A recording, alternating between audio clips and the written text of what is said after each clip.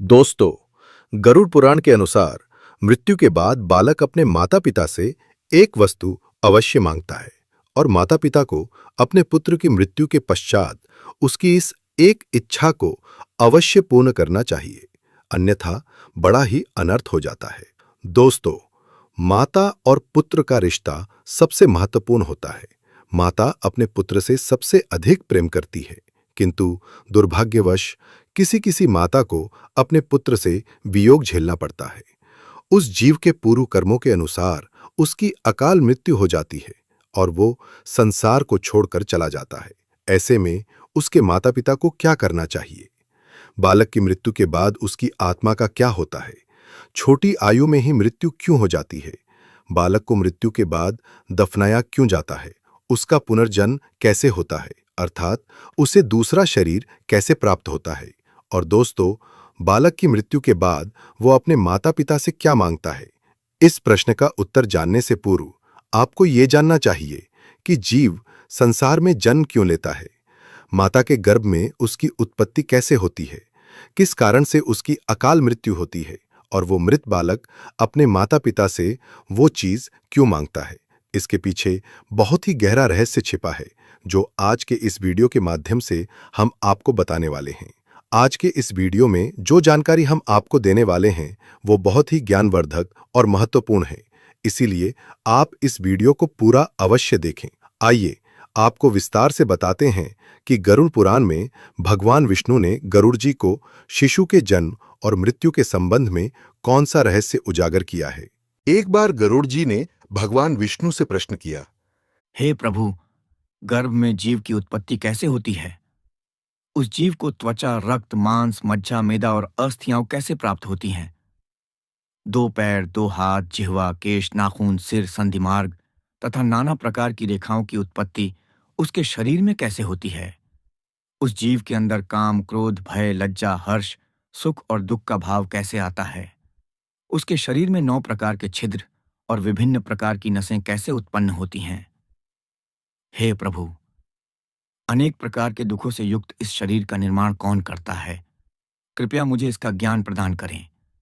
भगवान विष्णु ने उत्तर में कहा, हे गरुड़, मनुष्य शरीर के निर्माण की इस परम गोपनीय प्रक्रिया को मैं तुम्हें कहता हूं। इसे जानने मात्र से ही मनुष्य सर्वज्ञ हो जाता है। हे वैन्तेय, संसार के कल्याण के उद्देश्य से तुमने अत्यंत उत्तम प्रश्न किया है। इसे तुम एकाग्रचित्त होकर सुनो। स्त्री के ऋतुकाल के पहले के 4 दिन छोड़कर पति पत्नी को संतान उत्पन्न करने की क्रिया करनी चाहिए, अर्थात मासिक धर्म के बाद 4 दिनों तक संतान प्राप्ति के लिए रतिक्रिया नहीं करनी चाहिए। जब पति पत्नी संतान प्राप्ति के उद्देश्य से रतिक्रिया करते हैं, तब उनके मन में जिस प्रकार की संतान की कामना होती है, उसी प्रकार की संतान जन्म लेती है। पुरुष के शुक्र और स्त्री के बीज से संतान की उत्पत्ति होती है। सर्वप्रथम शुक्र और बीज का मिलन होने पर जीव पिंड रूप में तैयार होता है और वह गर्भ में उसी प्रकार बढ़ता है जिस प्रकार आकाश में चंद्रमा की वृद्धि होती है। शुक्र और शोणित पहले दिन और रात में, कल्लल 5वें दिन बुधबुध तथा 14वें दिन वह मांस का रूप धारण कर लेता है।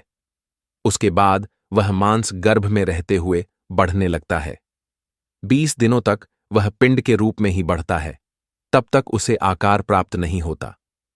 उसके पश्चात 25वें दिन उसके अंदर शक्ति का संचार होने लगता है। 1 महीना पूरा हो जाने के बाद वह पंच तत्वों से युक्त हो जाता है। दूसरे महीने में गर्भ में पल रहे जीव के शरीर पर त्वचा और मेदा निर्माण होती है। तीसरे महीने में मज्जा और हड्डियां निर्माण होती हैं। चौथे महीने में उसके बाल और उंगलियां बनती हैं। 5वें महीने में उसके कान, नाक और वक्षस्थल का निर्माण होता है। 6ठे महीने में कंठ, रंध्र तथा उदर का निर्माण होता है। 7वें महीने में गुप्तांग विकसित होते हैं और 8वें महीने में वह सभी अंग प्रत्यंग से पूर्ण हो जाता है। 8वें महीने में ही वह जीव माता के गर्भ में बार बार चलने लगता है और 9वें महीने में उस शिशु का ओजगुण परिपक्व हो जाता है। उसके बाद गर्भवास का काल समाप्त होने पर वह शिशु गर्भ से बाहर निकलना चाहता है, चाहे वह कन्या हो या पुत्र। फिर उसका जन्म हो जाता है। प्रसवकालीन वायु उस जीव को गर्भ से बाहर करती है उस समय उसके दोनों पैर ऊपर की ओर और मुख नीचे की ओर होते हैं। ऐसा जीव मां के गर्भ में ही बढ़ता है। माता द्वारा ग्रहण किए गए फल, दूध आदि आहार से उस जीव की हड्डियां पुष्ट होती हैं तथा वह जीवित रहता है।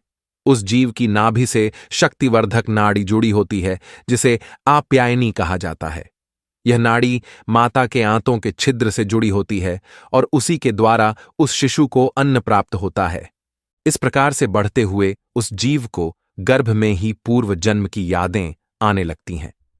उन यादों के कारण वह दुखी होता है और अनेक प्रकार की पीड़ा का अनुभव करते हुए गर्भ में इधर उधर सरकने लगता है। अपने पूर्व जन्म के कर्मों को याद करके वह सोचने लगता है, गर्भ से निकलकर मैं पुनः ऐसा कोई कर्म नहीं करूंगा जिससे मुझे फिर से जन्म प्राप्त हो। गर्भ में ही वह अपने सैकड़ों पूर्व जन्मों का विचार करता है। उसके बाद समयानुसार वह प्राणी अधोमुख होकर 9वें या 10वें मास में गर्भ से बाहर आता है। बाहर आते ही वह जीव दुख से पीड़ित होकर रोने लगता है। गर्भ से बाहर आने के बाद उसे असह्य कष्ट देने वाली मूर्छा आ जाती है, किंतु कुछ ही क्षण में वह पुनः चेतना में आ जाता है। वायु के स्पर्श से उसे सुख की अनुभूति होती है। इसके बाद मेरी माया उस पर अपना प्रभाव जमा लेती है और मेरी ही माया के प्रभाव से उसका पूर्व जन्म का ज्ञान नष्ट हो जाता है। वह ज्ञान नष्ट हो जाने के बाद वह बाल अवस्था को प्राप्त करता है। तदनंतर वह कौमार्य, यौवन और वृद्धावस्था को प्राप्त करता है। उसके बाद मनुष्य पुनः उसी प्रकार मरता है और जन्म लेता है। इस संसार चक्र में वह एक घड़े को बनाने वाले चक्रयंत्र के समान घूमता रहता है। प्राणी कभी स्वर्ग प्राप्त करता है और कभी नरक में जाता है। भगवान विष्णु के मुख से होने वाली ज्ञान की अमृत वर्षा से गरुड़ जी का मन प्रसन्न हो गया। उन्होंने भगवान विष्णु से आगे प्रश्न किया। हे जनार्दन, संसार में ऐसा क्यों होता है कि कुछ बालकों की आयु पूर्ण होने से पूर्व ही उनकी मृत्यु हो जाती है? वे बालक तो निष्पाप एवं निष्कलंक होते हैं, फिर उनकी अकाल मृत्यु का क्या कारण है? क्या यह किसी पूर्व जन्म के कर्मों का फल है अथवा माता पिता के भाग्य का लेखा? कृपया मुझे इस विषय का आध्यात्मिक एवं कर्म सिद्धांत समझाए।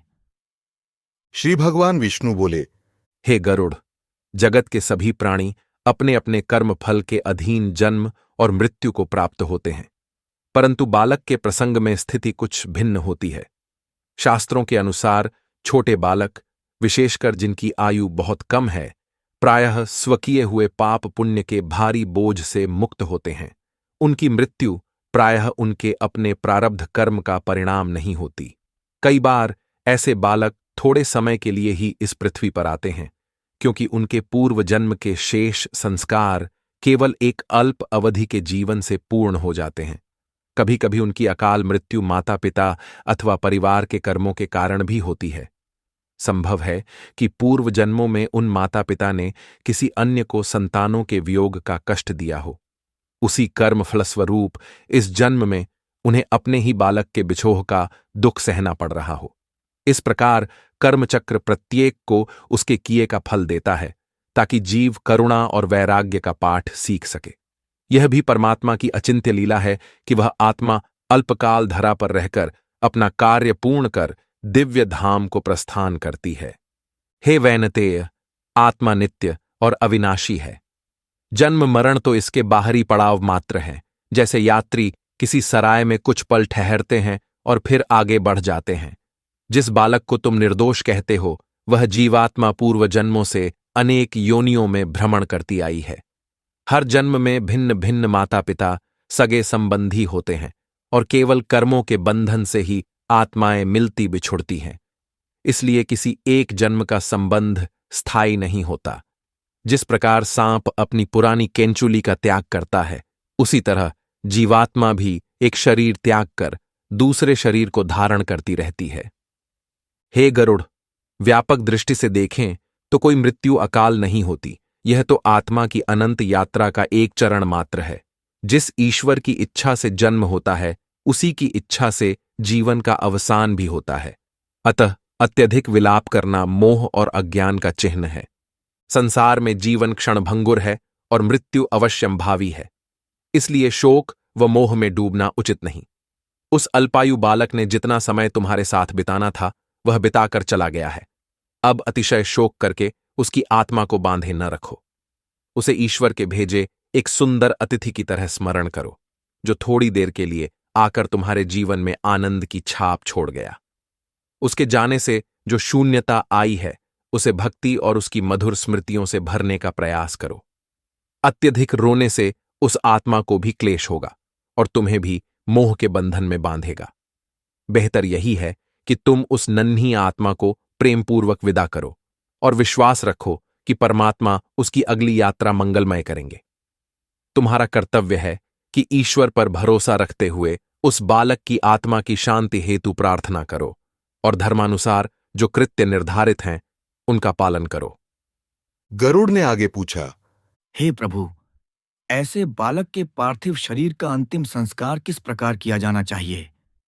क्या उनके लिए भी वही विधि है जो पूर्ण वयस्कों के लिए होती है? आपने कहा कि धर्मशास्त्रों में कुछ विशेष विधान बताए गए हैं। कृपया विस्तार से बताइए कि अल्पवय बालक की मृत्यु होने पर कौन सी अंत्येष्टि क्रियाएं करनी चाहिए और वे वयस्कों की अपेक्षा किन प्रकार से